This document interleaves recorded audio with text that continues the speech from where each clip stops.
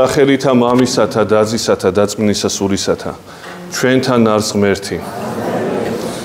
დღეს წმინდა ეკლესია აღნიშნავს მღვდელმოწამე ეგნატი ღმერთშემოსილის წმინდა ნაწილთა აღმოყვანებას.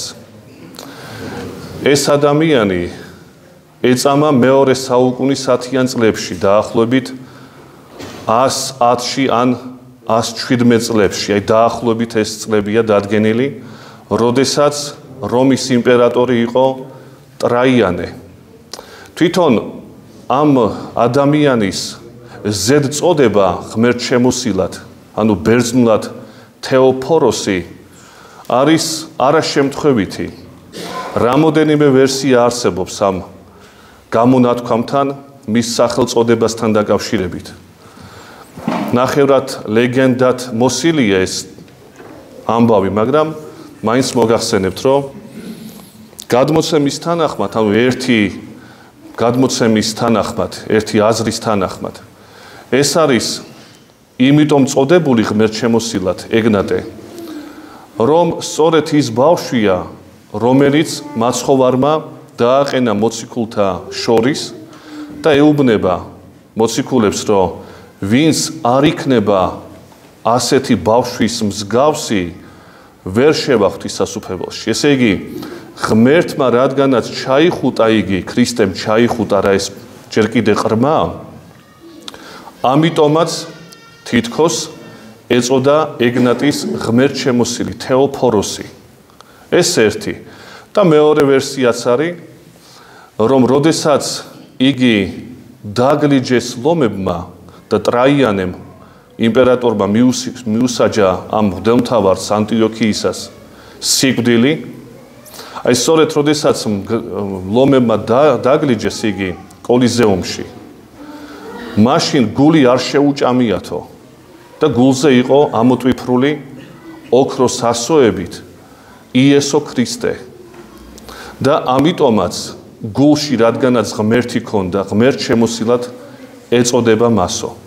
აი ესეთი ორი ვერსია არსებობს, ახლა რამდენად მართალია ამაზე ჩვენ ვერ ვიმსჯელებთ, იმიტომ რომ გადმოცემებია მხოლოდ და მხოლოდ, ეს არ არის ისეთი უეჭველი ფაქტები, რომელზედაც შეიძლება რაღაც სწავლება ავაგოთ, მაგრამ ორივე არის ესე ვთქვათ მოდებული ეკლესიაში, ცნობილია ამასთან დაკავშირებით ესეთი აზრები და ამიტომაც ჩვენ ვიზიარებთ ერთგვარად. ეხლა თვითონ ეს პიროვნება ძალიან ბურუსით არის მოცული მხოლოდ და მხოლოდ ვიცით მისი ეპისტოლეებიდან, მისი ცხოვრების შესახებ, ისიც მისი მოწამეობრივი გვირგვინის შესახებ. სხვა თითქმის არაფერი არ არის ცნობილი. იყო გადმოცემის თანახმად მესამე ეპისკოპოსი ანტიოქიისა, თუ არ ჩავთვლით, უпроსტად თუ ჩავთვლით პეტრე მოციქულს, პეტრე მოციქულმა, რომელმაც ანტიოქიის საყდარი დააფუძნა, თუ მას ჩავთვლით ეპისკოპოსად, მაშინ ეგნატი გამოდის მესამე ეპისკოპოსი ანტიოქიისა, ესე იგი პეტრე მოციქული, შემდგომი არის ევოდიუსი, ესეთი ეპისკოპოსი და შემდგომ არის ეგნატე ღმერთშემოსილი. ტრაიანე ვახსენეთ ჩვენ. ტრაიანე იყო წარმართი მოგეხსენებათ, დიდი ნიჭიერი იმპერატორი იყო რომისა, მაგრამ უდიდესი მდევნერი ქრისტიანების. და როგორც ცნობილია, ანტიოქიაში მცხოვრები ქრისტიანების ორჯერადი გადასახლება მოახდინა ტრაიანემ. ესე იგი, როდესაც გამართეს წარმართებმა ანტიოქიაში თავიანთი ზეიმი წარმართული, ეგნატი და მისი მრევლი არ წავიდნენ ამ ზეიმზე. შესაბამისად, ისინი ჩათვალეს, რომ არიან მოღალატეები, ანტიპატრიოტები, თუ შენ არ დღესასწაულობ ჩვენ დადგენილ დღესასწაულს, ესე იგი შენს ქვეყანა არ გიყვარს, შეთქმული ხარ რაღაცასთან და ვიღაცასთან, შესაბამისად ორჯერადი გადასახლება მოახდინეს. ჯერ მოახდინეს უბრალო მრევლის გადასახლება და გადასახლება იმას კი არ ნიშნავს, რომ იქ დაასახლეს რომში. გადასახლება ამ შემთხვევაში ნიშნავს ანტიოქიიდან რომში წასვლას და იქ დატანჯვას, ესე იგი მათ განადგურებას. და მეორე გადასახლების პერიოდში სწორედაც მიდის ეგნატიც, რომელიც წერს უკვე თავის ეპისტოლეებს გზაში. ესე იგი, მეორე საკითხი ახლა ძალიან ბევრია სალაპარაკო ეგნატე ღმერთშემოსილთან დაკავშირებით, ეს სპეციალური კურსი იკითხება აკადემიაში მისი ეპისტოლეებისა და უბრალოდ მოგახსენებ ძალიან მოკლედ, რომ იგი ცნობილია თავისი ეპისტოლეებით, ნაკლებად მისი ცხოვრება, მაგრამ მისი ეპისტოლეებია ჩვენამდე ღმერთის წყალობით მოღწეული და არსებობს ორი ვერსია, ორი რედაქცია მისი ეპისტოლეებისა. არის ვრცელი რედაქცია და არის მოკლე რედაქცია. მოკლე რედაქციაში იგულისხმება 7 ეპისტოლე, ხოლო ვრცელ რედაქციაში არის 12 და გავრცობილი რედაქცია. ეს ფილოლოგიური საკითხებია, მაგრამ უბრალოდ ერთი რამე მინდა აღვნიშნო აქვე, რომ ეს ვრცელი რედაქცია მეოთხე საუკუნეში უკვე ჩამოყალიბებული ჩვენმა დიდმა წინაპარმა ნეტარხსენებულმა გიორგი მთაწმინდელმა თარგმნა ბერძნულიდან ქართულად მე-10 საუკუნეში. ესე იგი, ეს არის იმდენად მნიშვნელოვანი ეპისტოლეების კრებული, რომ წმინდა გიორგი მთაწმინდელმა მე-10 საუკუნეში მცხოვრებმა ჩათვალა, რომ არა 7, არამედ 12 ეპისტოლეა ეგნატე ღმერთშემოსილისა და სწორედ ძველ ქართულად გამოცემული ეს ეპისტოლეები დაბეჭდილი ერთ-ერთ საეკლესიო კალენდარში და უდიდესი დოგმატურ და ეკლესიოლოგიური საკითხებია განხილული. შეიძლება ითქვას, რომ ეგნატე ღმერთშემოსილი არის ერთ-ერთი ფუძემდებელი მართლმადიდებლური ღვთისმეტყველების. პარალელურად იმასთან დიონისი არეოპაგელთან და კიდე სხვა მოძღვრებთან, კლიმენტი რომაელთან და კიდე სხვები. აი ეს არის უდიდესი მოძღვარი ამ კუთხით, რომ მისი ეპისტოლეებიდან ჩვენ ვიგებთ ძალიან მრავალ ისეთ სწავლებას, რომელიც უკვე მოციქულთა პერიოდში იყო დაფუძნებული და ამაზე აგებულია დანარჩენი ღვთისმეტყველება წმინდა მოძღვართა. ეს ძალიან მოკლედ, მაგრამ ეხლა 12 ეპისტოლე გასაგებია. ვინ წაიკითხავს ძველ ქართულად ჯერ ერთი საქმეა და თუ წაიკითხე რას გაიგებ კაცი ეს მეორე. მაგრამ ძალიან ზოგადად რომ ვთქვათ, თქვენ რომ მკითხოთ, რა შეიძლება გამოვიტანოთ ეგნატეს ეპისტოლეებიდან ძირითადი, რა არის ისეთი საკითხი, რომელიც ყველა ეპისტოლეში თითქმის მეორდება არსი, მაგრამ სხვადასხვა კუთხით. ეს არის ძირითადად ორი საკითხი. კიდევ სხვა არის, მაგრამ ძირითადი მაინც ორი საკითხია. ქრისტოლოგიური პირველი და ეკლესიოლოგიური ეს მეორე. დავიწყოთ მეორედან. ეკლესიოლოგიური საკითხი. ეგნატე ამბობს ესეთ რამეს, რომ სადაც ეპისკოპოსი არ არის, იქ ეკლესია არ შეიძლება არსებობდეს. ეკლესია და ეპისკოპოსი ერთი და იგივეა. რატო ამბობს ამას? იმიტომ რომ ჯაჭვი კურთხევათა თუ გაწყვეტილია სადმე, იქ ჭეშმარიტი ეკლესია არ არის. ჯაჭვი რას ნიშნავს? მოციქულებმა აკურთხეს თავიანთი მოწაფეები და ერთ-ერთი მათგანი ეგნატე ღმერთშემოსილი იყო, ვინც მიიღო უშუალოდ პეტრესაგან ხელდასხმა. ეგნატემ სხვა აკურთხა და ასე მოდის 21 საუკუნემდე. მაგრამ თუ კი ეს ჯაჭვი მოციქულთა კურთხევისა სადმე გაწყვეტილია და ის ეპისკოპოსი, რომელიც საკუთარ თავს ეპისკოპოსად აცხადებს, მაგრამ ხელდასხმა მოციქულებრივი ჯაჭვისაგან არ არის მიღებული მისი, მაშინ იქ, სადაც ეს ეპისკოპოსია, ფსევდოეპისკოპოსი, იქ ეკლესია არ შეიძლება არსებობდეს. ესე იგი, ამ კუთხით, აი ამ მიმართებით, ამბობს ეკლესია და ეპისკოპოსი ერთი და იგივეა. ეს არ ნიშნავს, რომ ყველა ეპისკოპოსი უცდომელია, ამას არ ნიშნავს. მაგრამ ხელდასხმა ეპისკოპოსისა, რატო ეპისკოპოსი, რატო მღვდელი არა? იმიტომ რომ მღვდელს ეპისკოპოსი აკურთხებს. ეპისკოპოსისგან არის კურთხევა მღვდლისა, დიაკონისა. ეპისკოპოსის კურთხევის გარეშე არ შეიძლება იყოს ეკლესია, აი ამ გაგებით არის. მღვდელი როგორი კარგიც არ უნდა იყოს, ვერავის ვერ აკურთხებს მეორედ მღვდლად ან დიაკვნად. როგორი წმინდანიც არ უნდა იყოს იგი. ეპისკოპოსი აკურთხებს. შესაბამისად, თუ კი ეპისკოპოსს ძალუძს კურთხევის მიცემა, მისგან არის კურთხევა მიღებული ყველაფერი და მისი მმართველობის ქვეშ არის.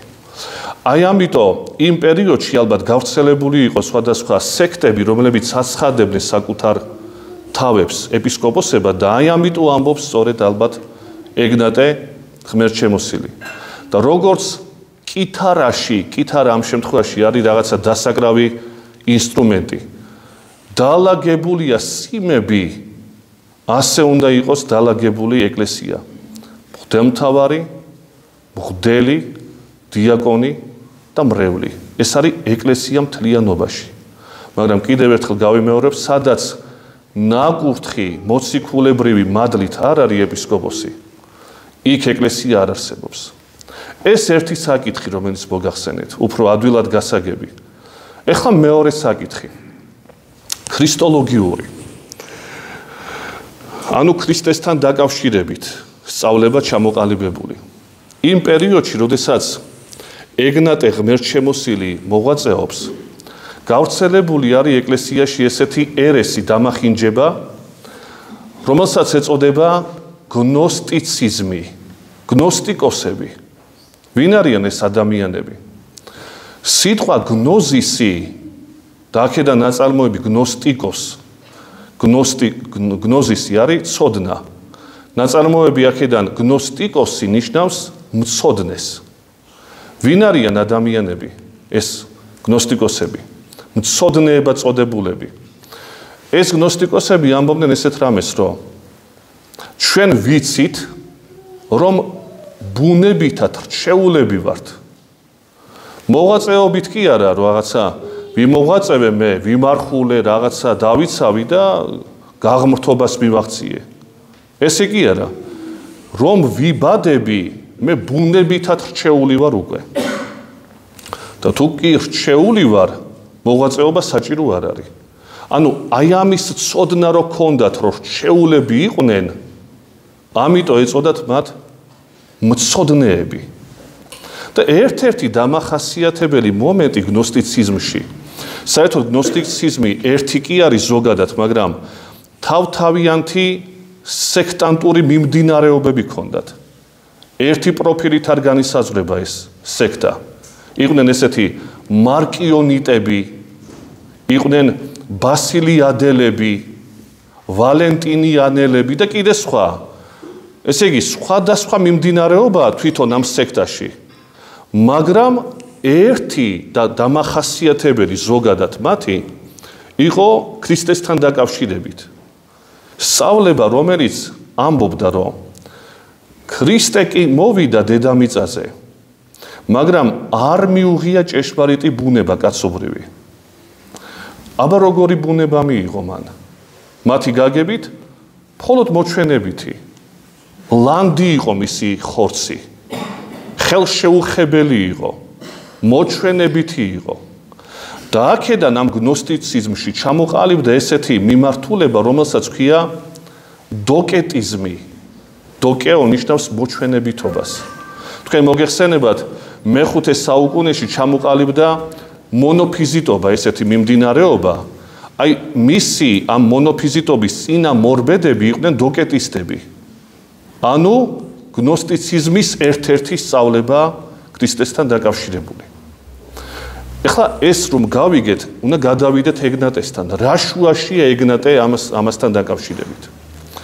ეგნატე, როგორც მოგახსენეთ, ტრაიანე იმპერატორმა გადაასახლა ანტიოქიიდან რომში. რომში მიდის და ამ გზად, ესე იგი, სანამ ჩავა რომში, ორი გაჩერება ჰქონდა მას.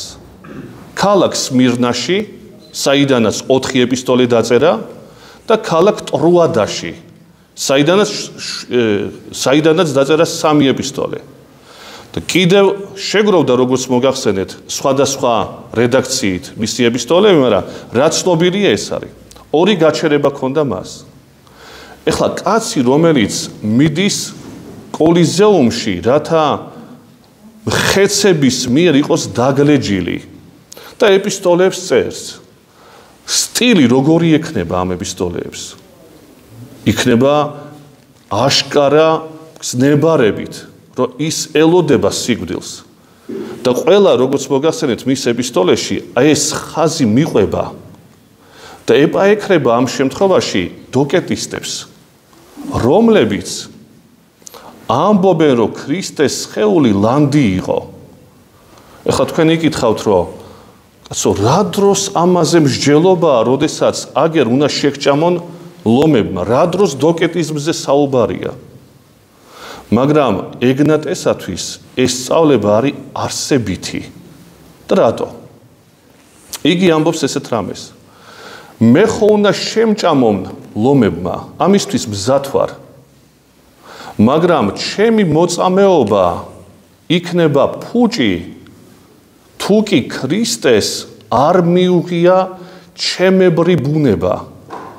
თუ არ შობილა იგი როგორც კაცი, თუ არ გაზრდილა როგორც კაცი, თუ არ ევნო როგორც ჭეშმარიტი ადამიანი, თუ არ მოკვდა როგორც ჭეშმარიტი ადამიანი, თუ არ აღდგა იმ ხორცით, რომელი ხორციც მე მაქვს და არ ამაღლდა ამით, მაშინ ჩემებრი სხეულიც არ აღდგება და ჩემი სიკვდილიც ზედმეტია და ფუჭია. თუ კი ქრისტე მოკვდა და აღდგა, როგორ აღდგა, რითი აღდგა და რითი მოკვდა? ჩემებრი სხეულით, ჩემნაირი ბუნება ჰქონდა მას. და შესაბამისად თუ აღდგა იგი, დასაბამია ყველა მიცვალებულის. ყველა მიცვალებული აღდგომას ელოდება. და თუ კი ესი არ ვკვდები მე, მაშინ ფუჭია ჩემი სიკვდილი. მაშინ ჩემი სარწმუნოება არ არსებობს. იმიტომ რომ ქრისტესთან ერთად არ ავდგები. და თუ არ ავდგები, მაშინ სიკვდილში ვრჩები. რაღა აზრი აქვს როგორ მოკვდები? მოწამეობრივად თუ თავის მკვლელობით, რა მნიშვნელობა აქვს ამას? თუ კი მე ვქრები და სიკვდილში ვრჩები. აი ამიტომ იყო ეგნატესათვის ძალიან არსებითი ამის გარკვევა და ყველა ეპისტოლეში თავის მრევლს მიმართავს, რომ არ დაუჯერონ იმ სწავლებას, რომელსაც დოკეტიზმი ეწოდება, რომელიც სრულ მოძღვრების ნაყოფია ეს. იმიტომ რომ თუ ესი არ არის, უბრალოდ როგორც ისინი ამბობენ, თუ ისია, მაშინ ჩემი სიკვდილი ფუჭია. და ამბობს ესეთ რამეს ერთ-ერთ ეპისტოლეში, რომელთა მიმართ გაგზავნილში. მე ვარ იფქლი, ანუ ხორბალი და დავიფქვები მხეცთა კბილებით, რათა გამოვცხვე ქრისტეს წმინდა პურად, აცადეთ მხეცებს, მოეფერეთ მათ, რომ ბოლომდე შემჭამონ, რადგანაც მხოლოდ მაშინ გავხდები ჭეშმარიტი მოციქული ქრისტესი. მოეფერეთ, რომ ბოლომდე შემჭამონ, რათა ტვირთად არ დავაწვე სხვას სიკვდილის შემდეგ. ესე მთლიანად გამსჭვალულია სიკვდილის იდეით. ეგნატე, მაგრამ სიკვდილში დარჩენის იმედი კი არ აქვს და როგორც ისინი ამბობენ სხვები, არამედ აქვს იმედი ქრისტესთან თანააღდგომისა. ამიტომაც თქვა, რომ იფქლი ვარ მე, უნდა დავიფქვა, შემჭამონ, მაგრამ მხოლოდ შეჭმაზე კი არ არის აქ საქმე, დავისვენე პოემას კი არ ამბობს, რომ გამოვცხვე ქრისტეს წმინდა პურად.